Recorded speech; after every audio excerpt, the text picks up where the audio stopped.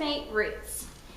Estimate the square root of 8 to the nearest integer. Now remember, an integer is a positive or negative whole number or 0. You know that 2 squared is 4 and that 3 squared is 9. 8 falls between 4 and 9. So look at the number line.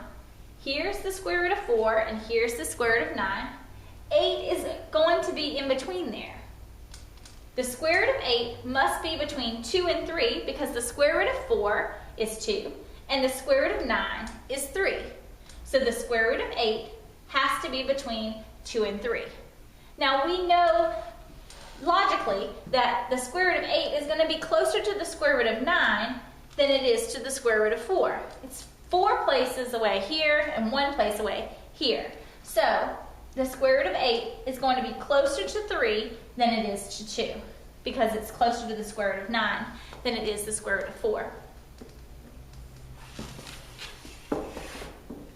Let's do an example. Example number 1, estimate the square root of 83 to the nearest integer. Here's some questions that you should ask yourself.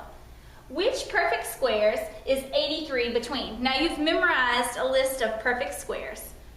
Square root of 83 falls between the 2 perfect squares, 81 and 100. The square root of 81 is 9, and the square root of 100 is 10.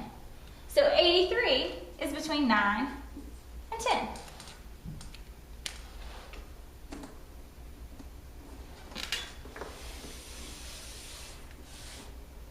Example number 2.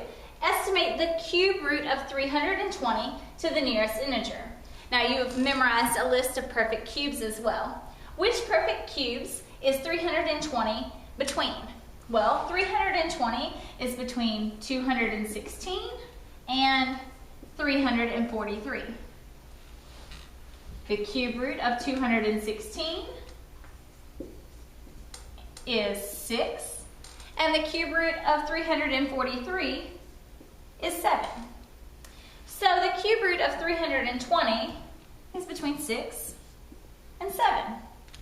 And we could go a little bit further and say that 320 is closer to 343.